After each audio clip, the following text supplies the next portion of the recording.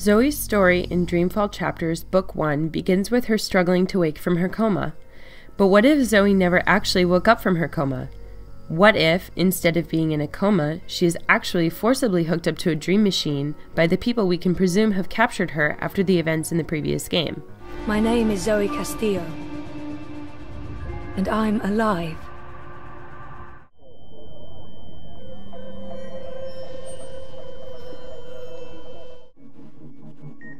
Again? The presence of the security officers throughout Stark are seen to forcibly detain, harass, and attempt to control the citizens of Stark, including Nela and Hannah's gang. I believe that all of these people are in a dream state with Zoe, and they can interact together on a shared plane of consciousness.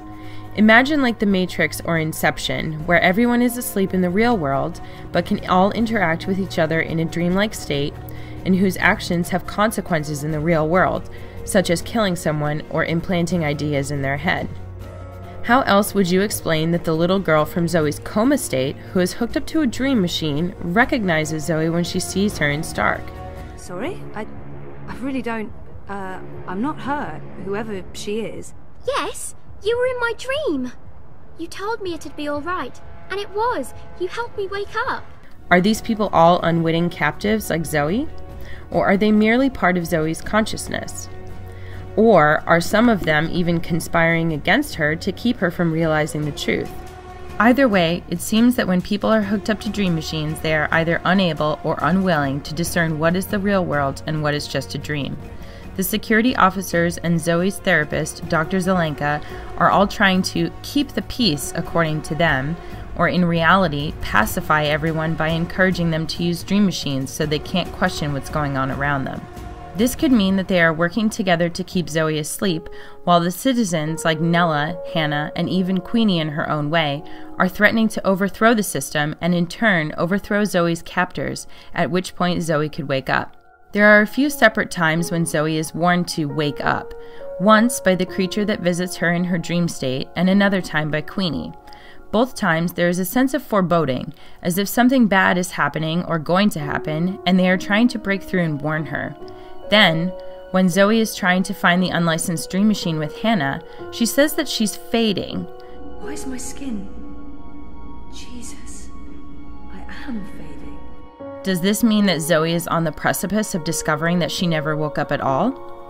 It should also be noted that Hannah can see Zoe's dreams, as evidenced by her drawings that Zoe finds in the tunnels, which means that they are connected somehow. If they are both hooked up to dream machines, it might explain why they are experiencing similar visions. It could also mean that they are both able to lucid dream, which means that the dreamer exhibits some control over what is happening within the dream and can manipulate their own imaginary experiences in the dream environment. Some skeptics believe that this is actually a state of wakefulness, but either way, those that can achieve lucid dreaming are special, just like Zoe.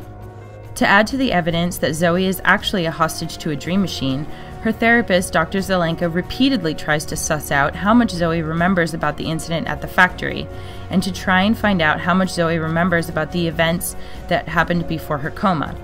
He wants to find out if Zoe can remember that she is actually hooked up to a dream machine, and he can be seen reporting everything that she says to his superiors, who tell him to keep tabs on her and inform them if she remembers anything. Although the man that Dr. Zelenka was reporting to appears to save Zoe at the end of Book 3, we are not yet certain what this could mean. Reza is also very suspicious in this game. At the end of Dreamfall: The Longest Journey, Zoe says, "That's not him," referring to Reza, who is visiting her while she's in a coma.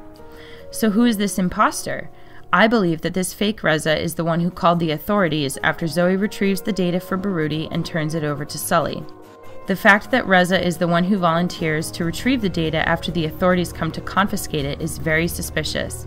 I believe that he is in league with the authorities and that he and Zoe's therapist are trying to keep her from seeing the truth or waking up and seeing what is really going on, that she was never awake, was not in a coma, and in fact has been hooked up to a dream machine the whole time, and that the real Reza is actually dead. The fact that he does not make an appearance at all in Book 3 would seem to support at the very least that he is a suspicious character. At the end of Book 3, Zoe steals the unlicensed dream machine, then upon using it disappears from Stark altogether and reappears in Arcadia. But is this even real? Is she really traveling between the two worlds? Or is she merely stumbling from dream to dream while hooked up to a dream machine? Another dreamer? Wait, that wasn't real. That was just another dream. Yes. And also much more. Dreams are clearly very important in both worlds, and Keon's discovery of the gigantic machine in Arcadia could mean that the two worlds are connected. What message are they trying to send, and with whom is the machine communicating in Stark? If the two worlds are connected, does this mean that Arcadia could be another part of Zoe's consciousness? I'm left with many questions after the end of Dreamfall Chapters Book 3. Was Zoe ever in a coma? Did she ever wake up at all? If she didn't, will she finally wake up from her slumber in Book 4? And what would this mean for everyone else who is trapped in the dream state with her?